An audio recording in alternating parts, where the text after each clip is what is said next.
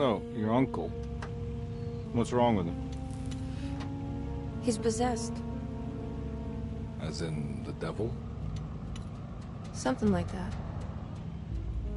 He says a dark man is following him, watching him at all times. What do you make of it? It's nonsense, of course. But I'd be lying if I said it didn't bother me. You see, it runs in my family. Possession? No, Detective. Deteriorating melancholy. Practically every member of the Hartwood family is driven mad before they grow old.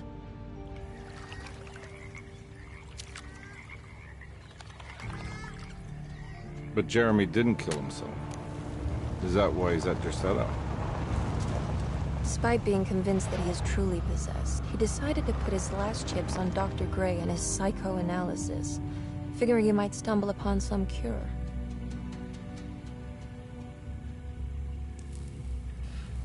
You mentioned the letter. I received a disturbing letter from Jeremy accusing the staff and all the other patients of being involved in some cult. And now they are also out to get him. Could it be real? Or is it all just in his head? It's a story he tells himself, Mr. Carnby. Anything to avoid the truth. Which is? That we're all terribly insignificant. That people mean so very little to one another. That there is no one out to get Jeremy Hartwood because he isn't worth getting. Here we are.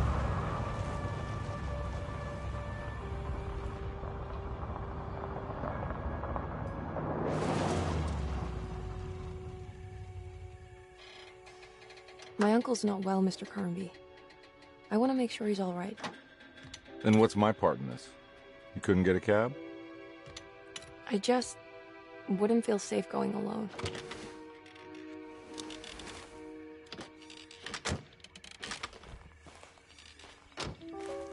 Did you bring a gun? Yeah. You think it'll actually come to that? No. But you might need to wave it around depending on how agreeable the staff will be. What exactly are we gonna do when we find Jeremy? I don't know. Let's just find him first. She's gonna ask, did you bring a gun, like she can't see it right there tucked under the man's left arm. All I'm playing is David Harbour, 100%. Right off rip, I love David Harbour.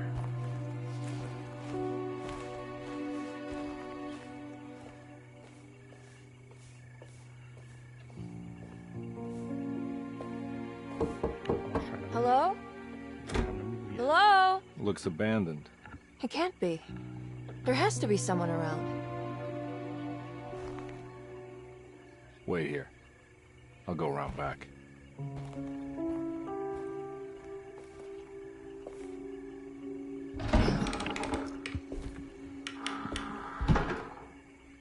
That's not around back. You went into the building.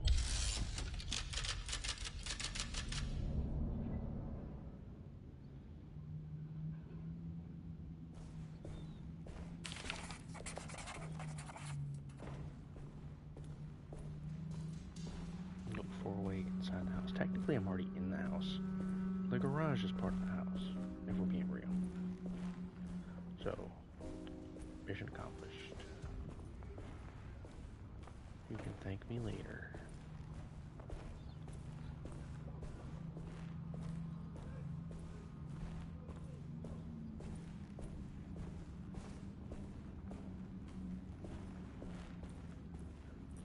Now what do we got here?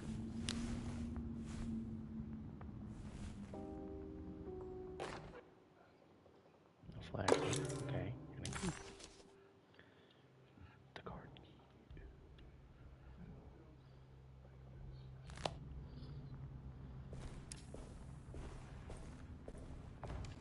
Nice.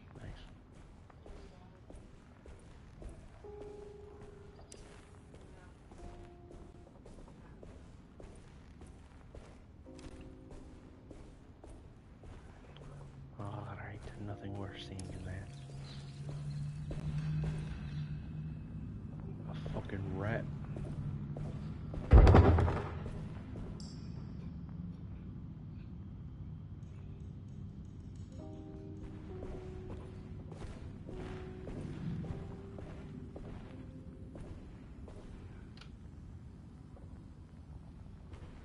I didn't much appreciate that.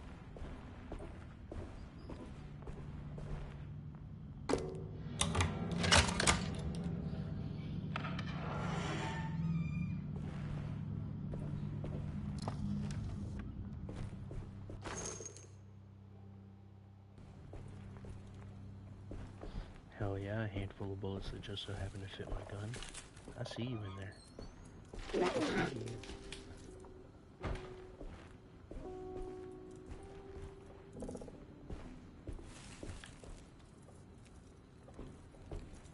And now it's just gone. Interestingly enough. Nah, I'm not getting in there.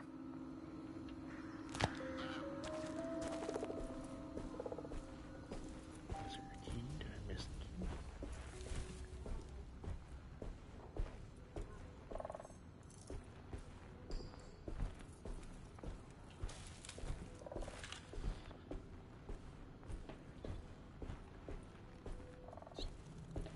Guess not. Not in there anyway.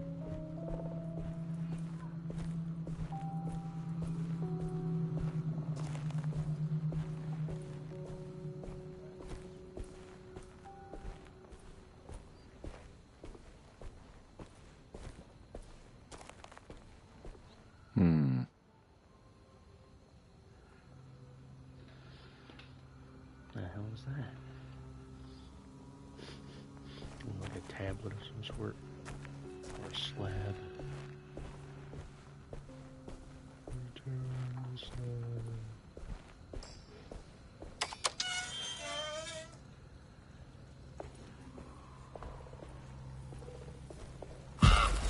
Whoa. Okay. That felt a little unnecessary.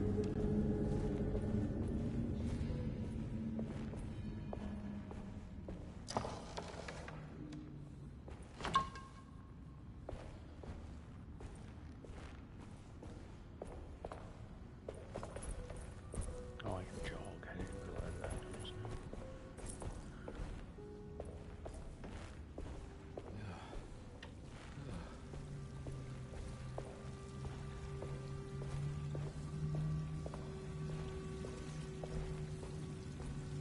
That's one big tree to fit inside a conservatory.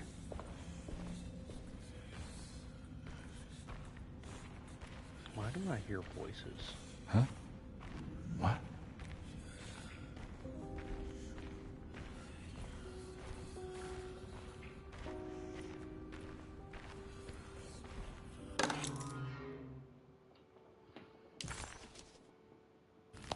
Okay.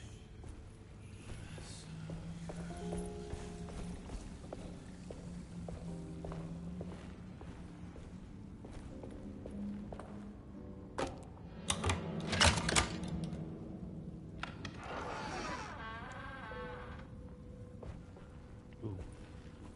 No, I probably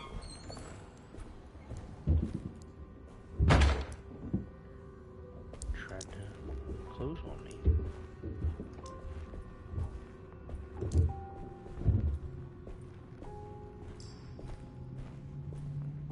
Hearing a bunch of thumping and banging upstairs. And a lot of fucking rats in here. Every day your silence weighs a little heavier. It's been a difficult year for everyone, and many have lost all hope. I read in the papers about people suffering. Pictures of dust-covered landscapes without a drop of water. I wish I knew if you were still tending the earth or if you had turned your back against us. I have started to look for help elsewhere. I pray you will tell me if I am going down a path that you find disagreeable. Okay, that's gonna take a while. With the help from Baptiste and Charlotte, I found comfort in the practice of the voodoo. I have long been skeptical of the Caribbean cult, but it's been of good use to me. It seems all harmless in my book. I say some words dreamt up by the Creoles, and I carry around a small pocket of gris-gris. Nothing of this is mentioned in the Bible, of course, but the French Quarter priestess tells me it's all connected. She says the Christian God is just one more perspective on the creator of things. That's what I like to think, but the other way around. that the spirits of her faith are just aspects of you, our Heavenly Father. I am so grateful for the words you gave Mr. Hartwood. We will sing your praises at St. John's Eve. The world will be blessed soon again. Only the sacrifices of the Old Testament compare to your demands. Let it be the truth. A mother of earth, wood and dirt, a mother of 1,000 young. A goat without horns. Okay. Yeah, that would have taken forever to listen to. More bullets that just so happen to fit my gun. What luck.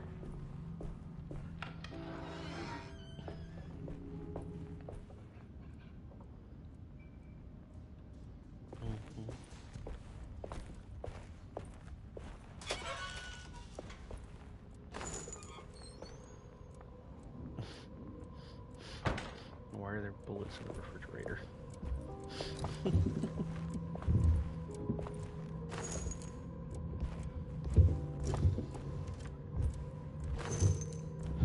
There were bullets everywhere in here.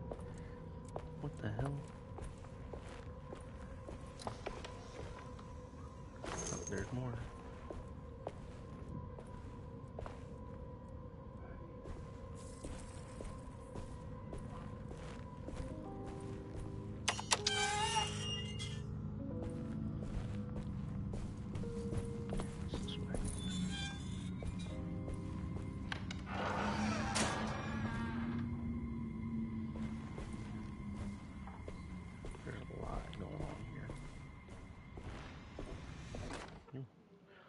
Please do not touch the boiler. It is working after all. While the sabotage has caused a leak, only the decorative plate has been completely ruined. Let's wait for Mr. Chance to turn up and he can take a look at the leak. Mr. Waits.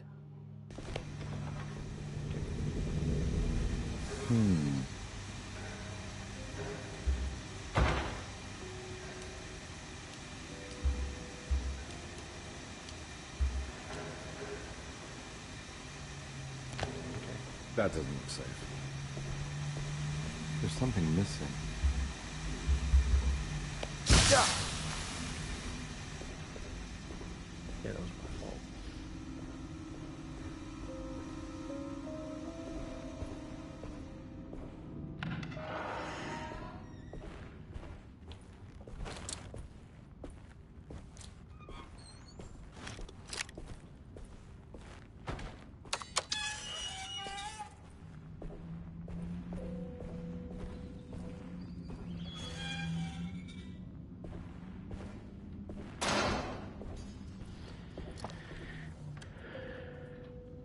Door slamming way too loud.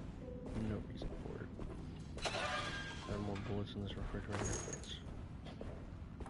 Why? Who knows?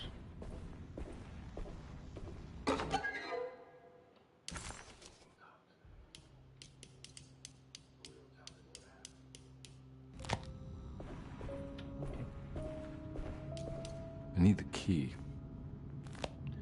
Okay.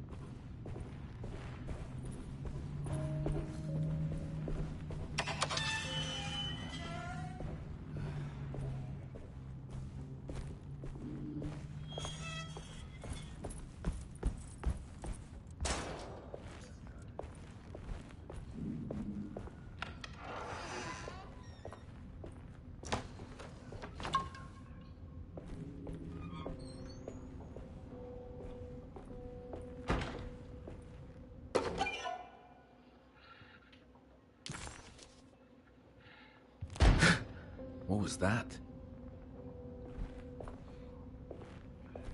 That is a good question.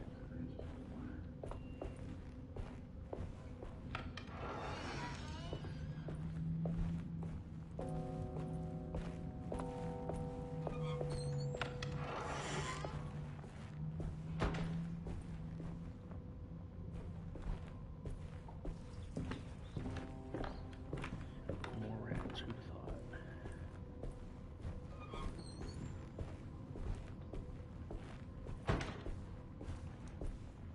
Don't mind if I do.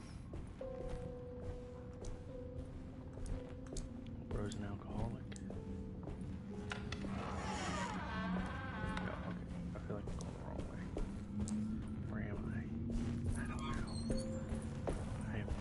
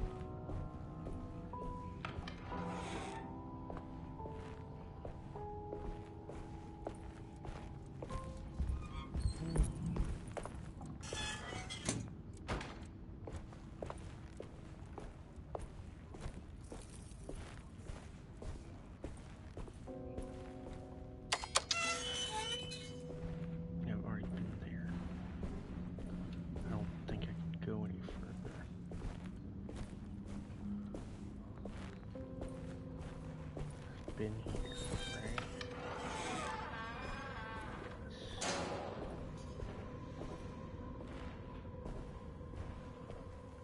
Oh, I can go here. Duh.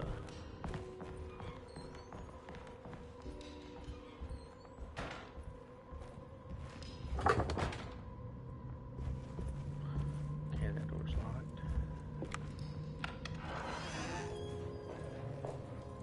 Open there so this one was in here.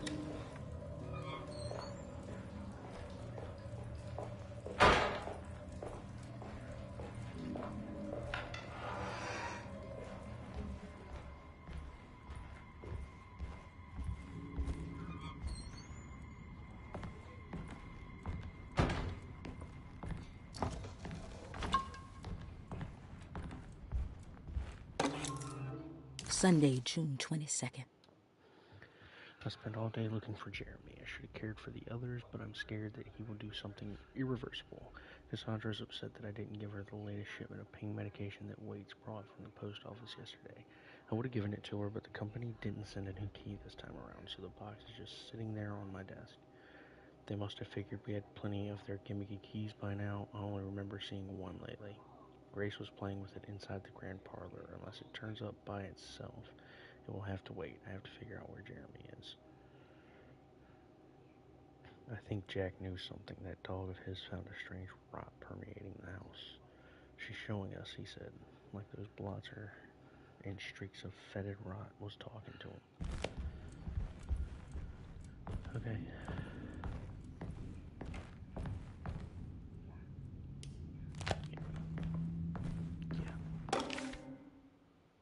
Okay. This is good to know.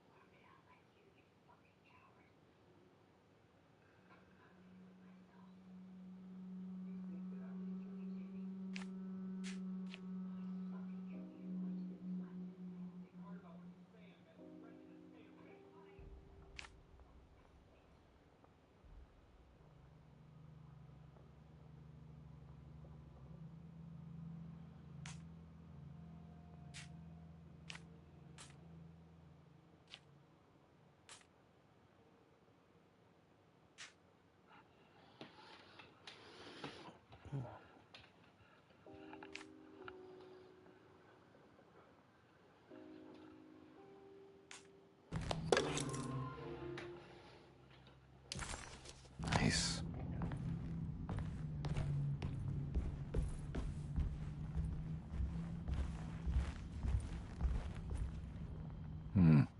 I need the key. Okay.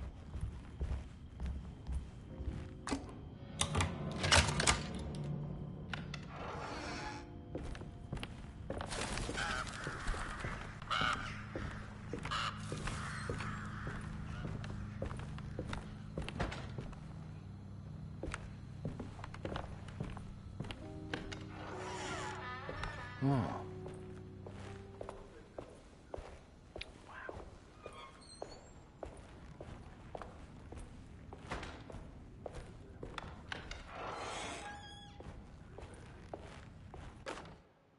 The Great Depression. President Hoover raises tariffs on over 20,000 imported goods in an act to protect American labor. Following the collapse of the Wall Street stock market on October 24th last year, American industry has suffered greatly. Thousands of companies have gone bankrupt and left a large part of the American workforce unemployed. In an attempt to turn the tide, the Smoot-Hawley Tariff Act has been signed by President Herbert Hoover. By regulating commerce with foreign countries, the government hopes to encourage the industries of the United States to compete with cheap foreign imports. Superstition on the rise. New Orleans voodoo stores and spiritual mediums see increased profit during troubled times. Blah blah blah blah blah blah blah blah blah blah. Okay, just a bunch of hoo-ha, doo-dah.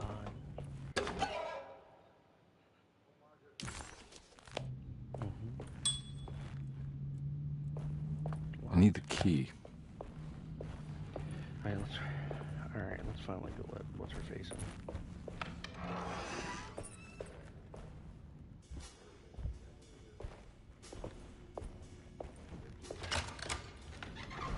Thanks.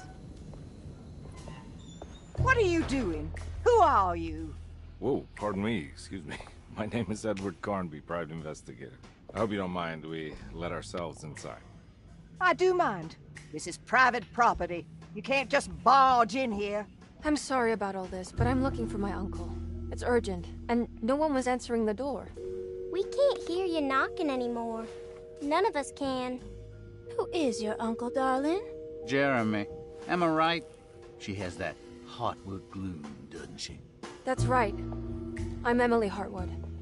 I just came to make sure my uncle is all right. Well, he is unavailable right now. You will have to come back another day. Unavailable how? Is he sleeping? We can wait. He's lost. Don't I know you from somewhere? Who's your man again, Miss Hartwood? My name's Edward Carnby, private investigator. Splendid. Enough! All of you! Get back to your rooms! McCarthy, keep your eyes on the child. And you two, please leave immediately.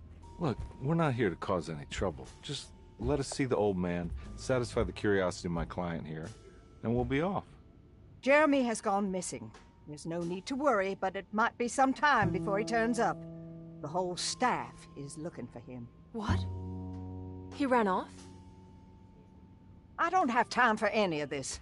Please, come back tomorrow. All right, in that case, we'll just wait in his room. You don't mind, do you?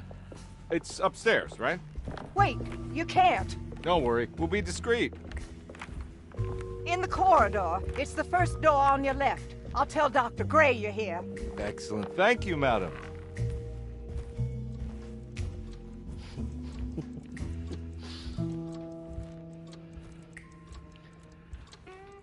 I love the, yeah, your uncle's gone missing, but you don't have to worry. We're looking for him. Like,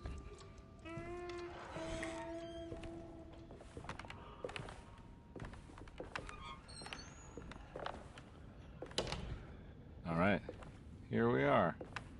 Let's look around. See if we can dig up any clues.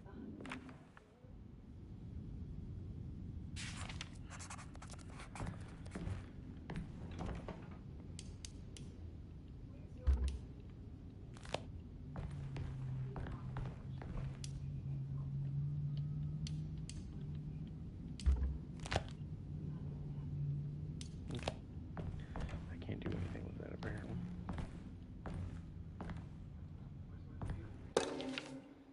Every night the dark man stands opaque at the threshold of my room, counting the days until my spirit spills out of my tired shape.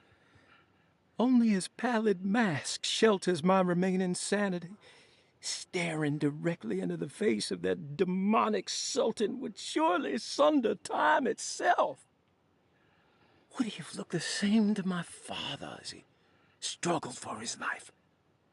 Does his veiled face haunt my niece quite the same way? I wish so that I could rest my soul in that sunburnt convent of Tarawea. Would I find you there, Juan? Or Senora Perosi, back from the beyond? Every night I hide from him, moving from one misshapen memory to another. Scenes conjured out of fantasy and delirium. Places I struggle to even paint. I wish I understood your death, Senora. Is there anything I could do for you but bury you in that bleak necropolis?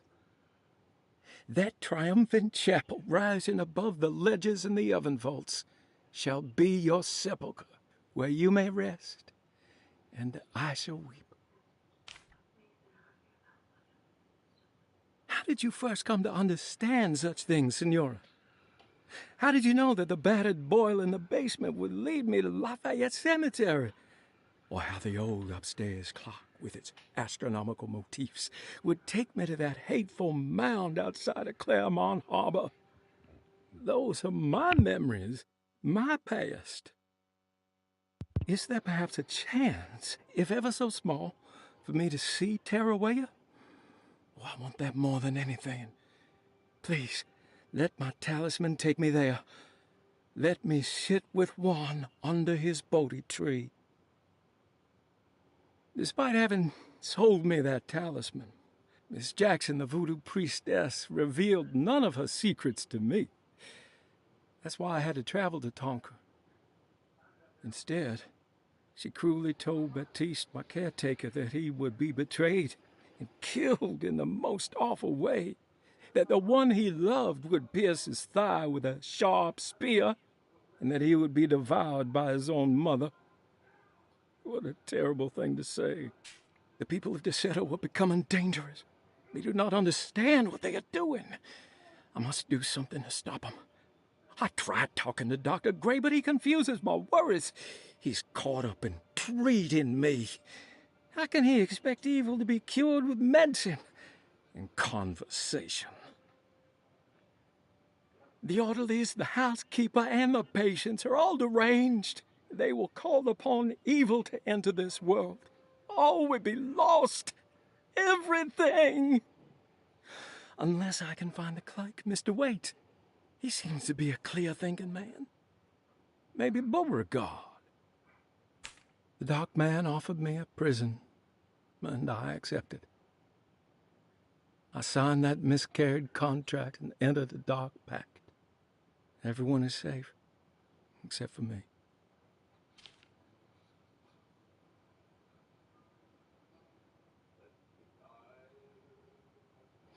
All right.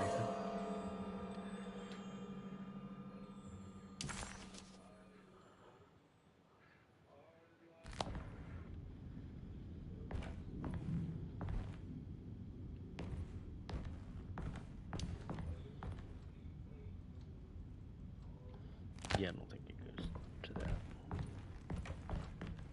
Alright, let's talk with, what's her name again?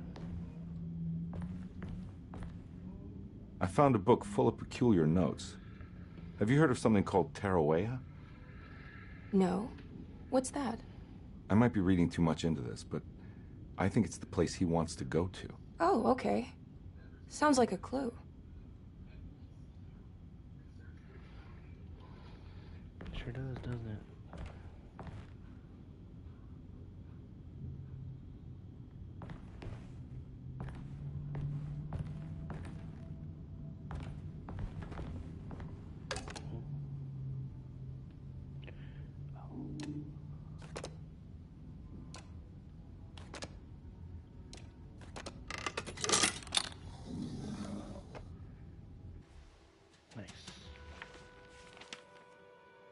Hey, you know anything about this? Looks like some sort of talisman. No, I don't. Oh, help me out here, will you?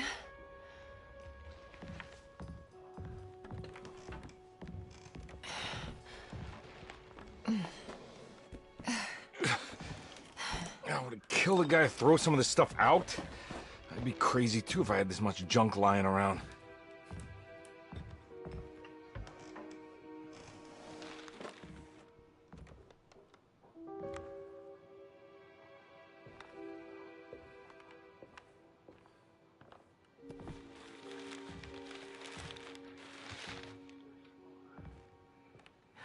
Oh, wow.